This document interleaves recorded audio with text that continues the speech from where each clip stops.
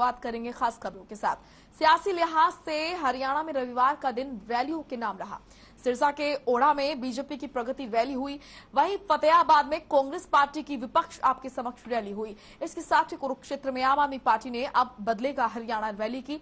BJP की rally के दौरान प्रदेश के मुख्यमंत्री मनोहर लाल ने संबोधित किया और इस दौरान अपनी सरकार की उपलब्धियों को गिनाया। साथ ही सिरसा के लिए कई नई घोषणाएं भी की। वहीं फतेहाबाद में विपक्ष आपके समक्ष कार्यक्रम के दौरान हरियाणा के पूर्व मुख्यमंत्री भूपेंद्र सिंह हुड्डा ने सरकार पर जमकर निशाना साधा। वहीं कुरुक्षेत्र में आम आदमी पार्टी की अब बदलेगा हरियाणा रैली के दौरान दिल्ली के सीएम अरविंद केजरीवाल ने रैली को संबोधित किया और हरियाणा की बीजेपी सरकार पर जमकर निशाना साधा। इस दौरान अरविंद केजरीवाल ने हरियाणा के सरकारी स्कूलों पर सवाल भी खड़े किए।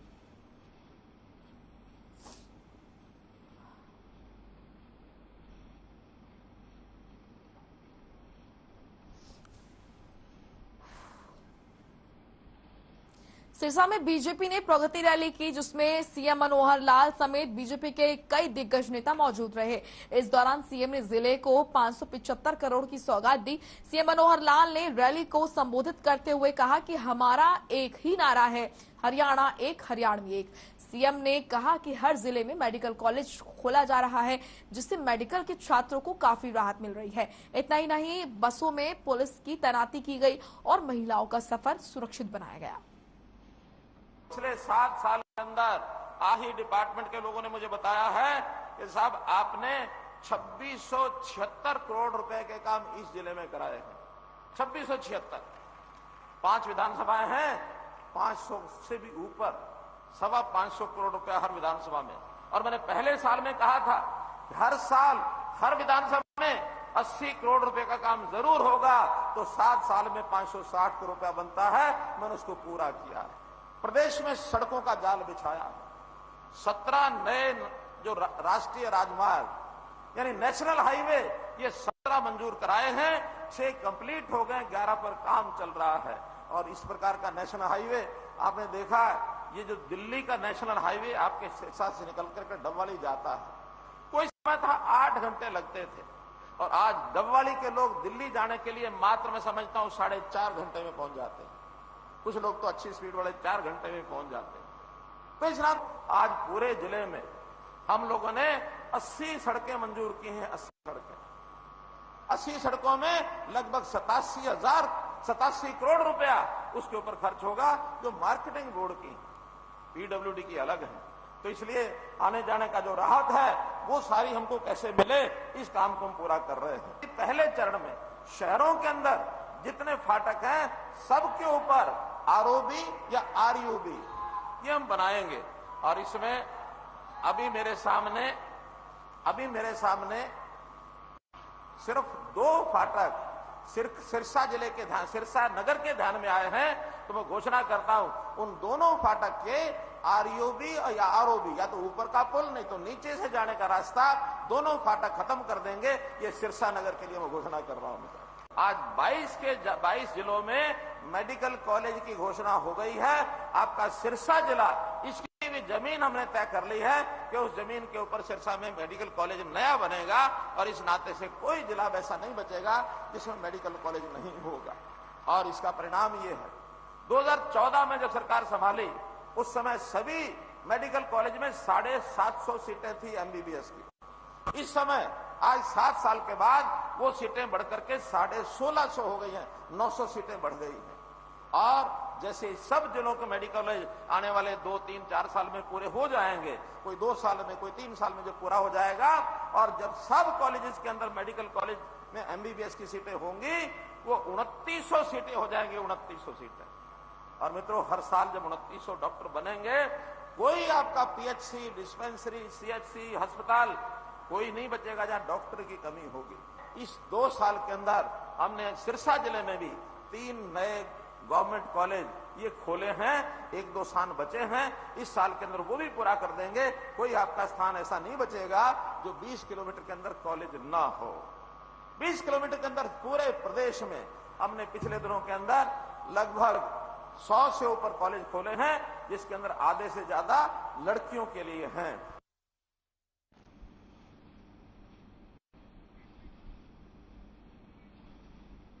फतेहाबाद में कांग्रेस की विपक्ष आपके समक्ष रैली का आयोजन किया गया, जिसमें भूपेंद्र हुड्डा सहित कांग्रेस के तमाम दिग्गज नेता मौजूद रहे।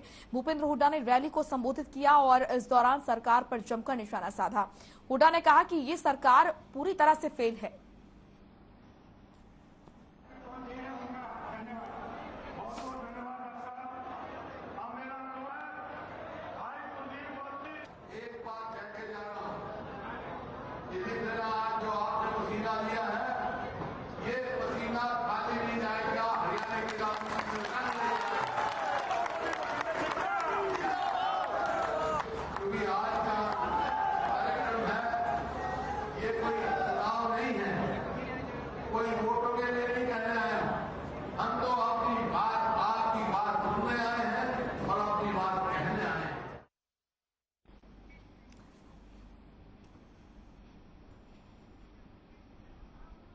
कुरुक्षेत्र में आम आदमी पार्टी ने रैली का आयोजन किया, जिसमें दिल्ली के सीएम और आप के संयोजक अरविंद केजरीवाल, प्रदेश प्रभारी संजय गुप्ता और आप नेता अशोक तंवर समेत आपके कई नेता मौजूद रहे। इस दौरान अरविंद केजरीवाल ने रैली को संबोधित करते हुए जहां एक तरफ सरकार पर निशाना साधा, तो वहीं दूसरी तरफ कहा कि दिल्ली और पंजाब में भ्रष्टाचार खत्म करने के बाद अब आम आदमी पार्टी हरियाणा में भ्रष्टाचार पर लगाम लगाएगी।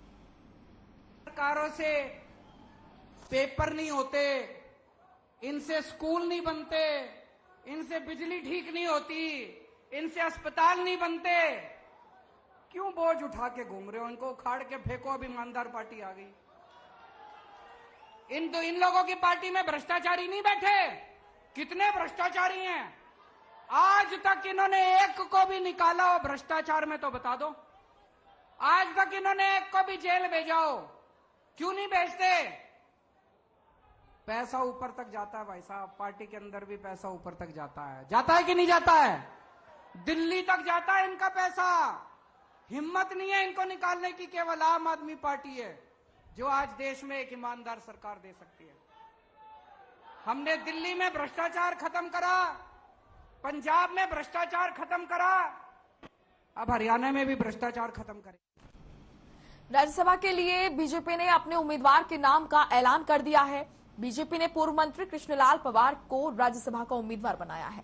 आपको बता दें कि पानीपत के रहने वाले कृष्णलाल पवार हरियाणा के परिवहन और जेल मंत्री रह चुके हैं। पवार हरियाणा और बीजेपी दलित मोर्चा के प्रदेश अध्यक्ष भी हैं। गौरतलब है कि राज्यसभा के चुनाव 10 जून को होने हैं।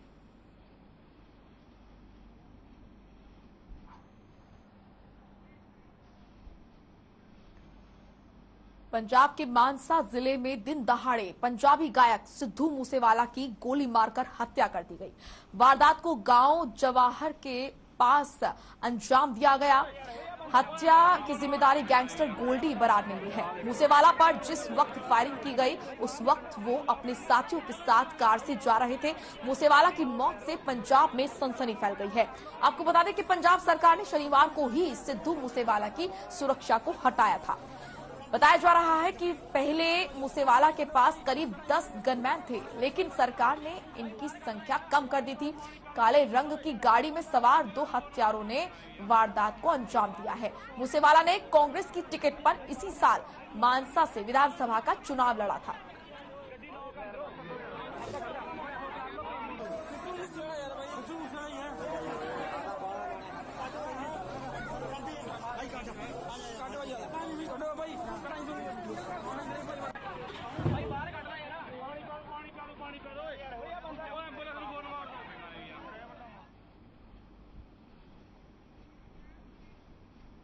प्रधानमंत्री नरेंद्र मोदी ने मन की बात में देश को आत्मनिर्भर बनाने के सपने को साकार करने में हर संभव सहयोग देने की बात कही है। साथ ही इस सपने को साकार करने के लिए महिलाओं को सशक्त बनाने और सेल्फ हेल्प ग्रुप को बढ़ावा देने की भी बात उन्होंने कही। अहम पहलू यह है कि प्रधानमंत्री नरेंद्र मोदी की मन की बात सुनने के लिए बीजेपी नेता धर्मवीर मिर्जापुर की तरफ से मिर्जापुर गांव के एक निजी पैलेस में कार्यक्रम का आयोजन किया गया। वहीं मन की बात सुनने के लिए खेल मंत्री संदीप सिंह, सांसद नायब सिंह सैनी, विधायक सुभाष सुधा, बीजेपी के जिला अध्यक्ष राजकुमार सैनी और इसी के साथ पूर्व जिला अध्यक्ष धर्मवीर मिर्जापुर, महामंत्री सुशील राणा सहित बीजेपी के कई नेता और किसान पहुंचे, जहां मन की बात कार्यक्रम को सुना गया।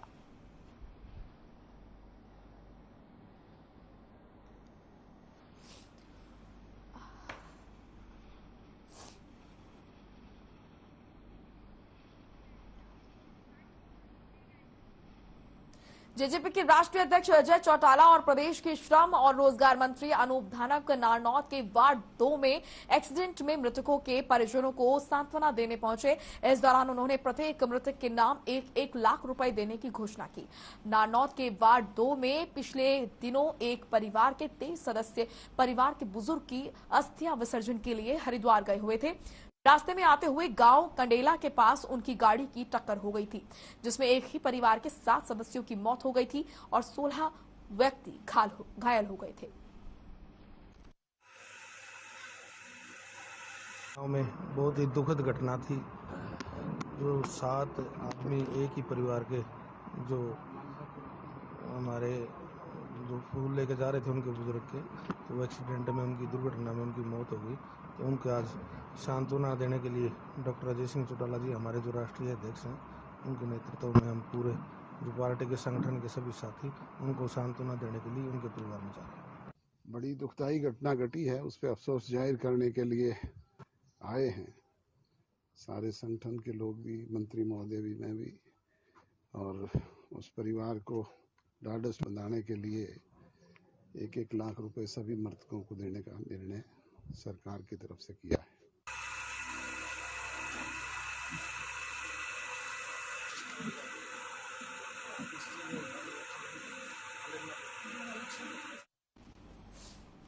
हरियाणा पेट्रोल डीजल एसोसिएशन के पदाधिकारियों ने साइबर सिटी गुरुग्राम में प्रेस कॉन्फ्रेंस की। हरियाणा पेट्रोल डीजल एसोसिएशन के प्रधान अनिल यादव ने प्रदेश सरकार ने डीजल पेट्रोल पर वैट कम करने की मांग प्रदेश सरकार से की। उनका कहना है कि सरकार की ओर से वैट कम न करने के चलते पेट्रोल पंप कारोबारियों को नुकसान झेलना पड़ रहा है। अनिल यादव का कहना है कि हिमाचल, पंजाब और चंडीगढ़ में वैट की दरें कम है, जिसके चलते हरियाणा और हिमाचल में पेट्रोल डीजल के रेट में 10 रुपए के आसपास का फर्क है। अनिल यादव ने प्रदेश सरकार से पेट्रोल पंप मालिकों को एक्साइज और वैट के नुकसान को रिफंड करने की मांग की।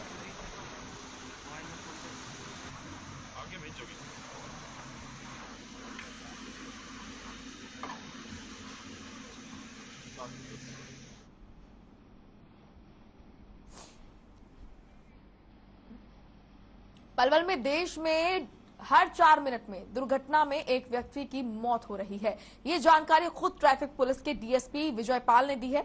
डीएसपी विजय पाल ने बताया कि होडल NH-19 ट्रैफिक के नियमों की अवहेलना करने वाले भारी वाहन चालकों के खिलाफ पुलिस ने जगह जगह नाका लगाकर चालान अभियान चलाया हुआ है। आपको बता दें कि इस दौरान ट्रैफिक पुलिस ने 2 दिन के अंदर 700 चालान किए, जिसमें से होडल में 150 चालान काटे गए।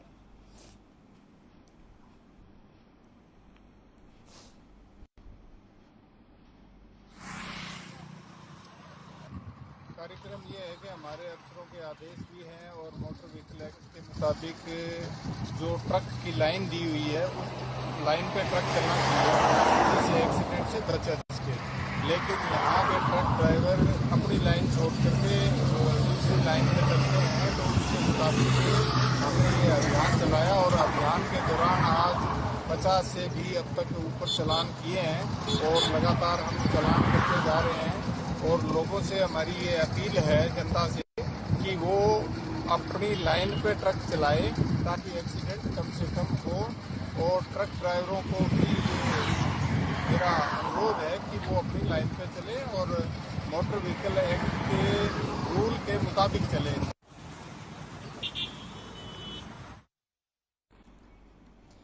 भिवानी जिला के गांव धारीडू में एक प्लॉट में महिला का शव मिलने से आसपास के इलाके में सनसनी फैल गई। हालांकि परिजनों ने हत्या की आशंका जताई है और कहा है कि विनीता प्लॉट में लकड़ियां डालने के लिए गई थी। उन्होंने कहा कि विनीता प्लॉट में लकड़ियां डालने के लिए गई हुई थी, जहां पुरानी रंजिश के कारण गांव के ही कुछ लोगों ने महिला की हत्या कर दी। वहीं पुलिस ने शिकायत के आधार पर शव को कब्जे में लेकर पोस्टमार्टम के लिए सामान्य हॉस्पिटल में भेज दिया है। और साथ ही पुलिस ने हमारे साथ कोई ऐसी घटना घटी हुई है आज से कई साल पहले 2011 के बाद 2011 में और इससे पहले भी हमारे 3-4 भाई एक्सपायर हुए हैं। कोई एक्सीडेंट दिखा दिया गया और कोई रोड पे वैसे दिखा दिया है और उनके कोई हमने पुलिस में कई बार FIR दर्ज करवाई, उसके बारे में हमें कोई वो नहीं मिला।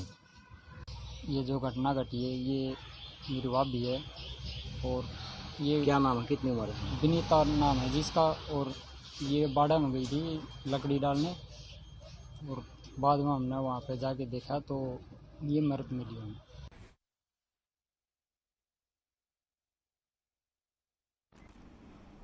बल्लभगढ़ ऑटो चालकों की मनमानी इस कदर बढ़ गई है कि ऑटो चालक लोगों की जान के साथ खिलवाड़ करते हुए अक्सर दिखाई देते हैं। एक बार फिर से ऐसा ही देखने को मिला, जहां ऑटो में सिर्फ 3 सवारी को ही बिठाना चाहिए, उस ऑटो में 7 से 8 सवारियों को भरकर ले जाया जाता है। ऑटो चालकों ने अपनी गलतियों पर सफाई देते हुए कहा कि लॉन्ग रूट पर सवारियां कम होती है, इसलिए उन्हें ज्यादा से ज्यादा सवारी भरकर ले जाना पड़ता है, जिससे डीजल का किराया निकल जाए और कुछ बचत हो जाए।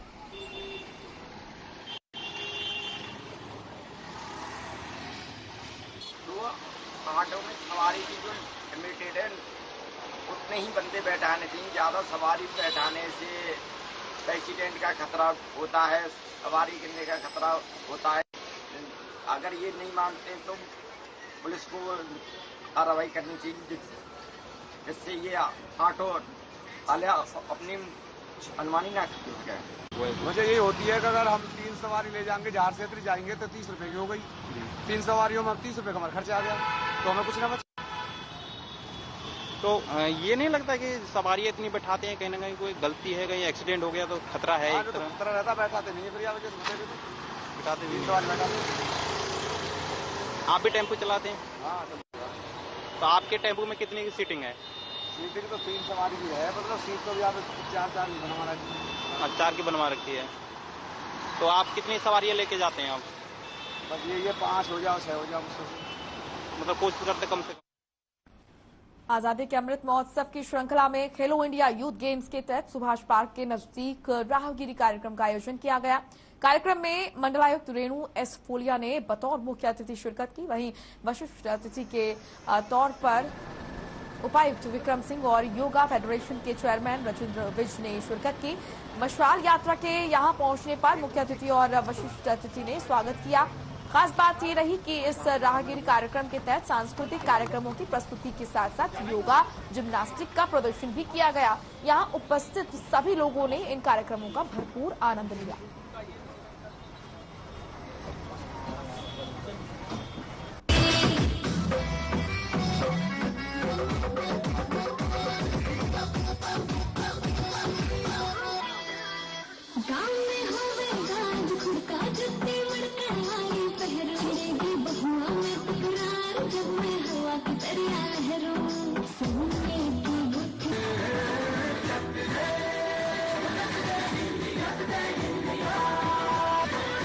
फोलिया मैडम, श्री विक्रम जी, सचिन गुप्ता जी, राजेंद्र विज जी, तमाम अतिथियों से निवेदन रहेगा कि हमारे वो खिलाड़ी जिन्होंने खेलो इंडिया देश दुनिया में हरियाणा का नाम गौरवान्वित हुआ है, madam deputy commissioner sir ADC.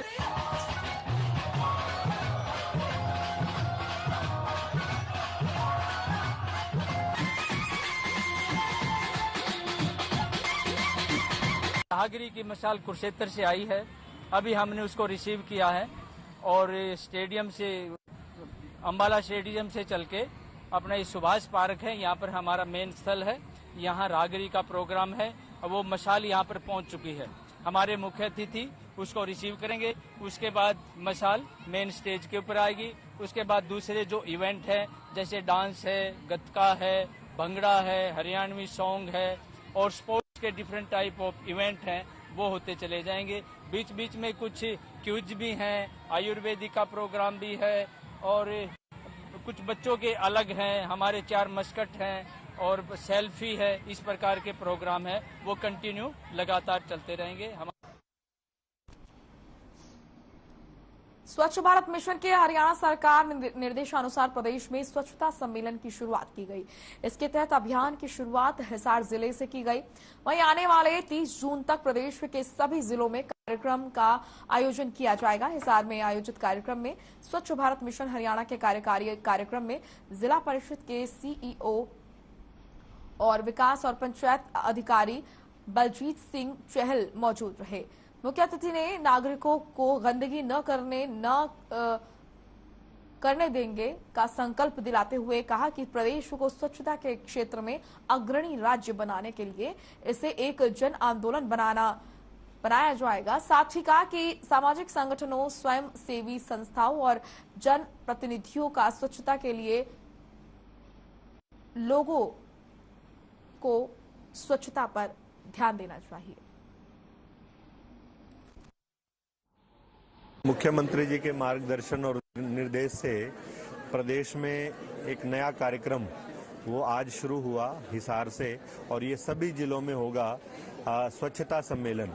अभी तक हमें जातीय सम्मेलन, वर्गीय सम्मेलन, ये सब सम्मेलन तो सुनने को देखने को मिले थे।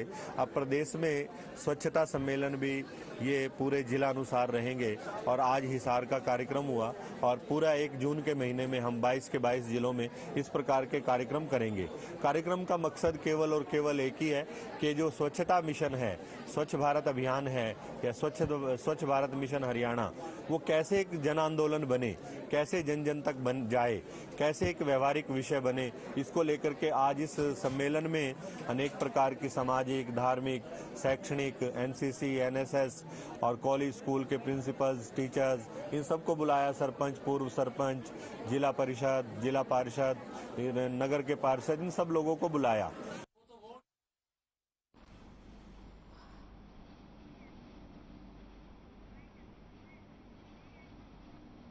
चलिए फिलहाल इस बुलेटिन में इतना ही। आप देखते रहिए हर खबर। नमस्कार।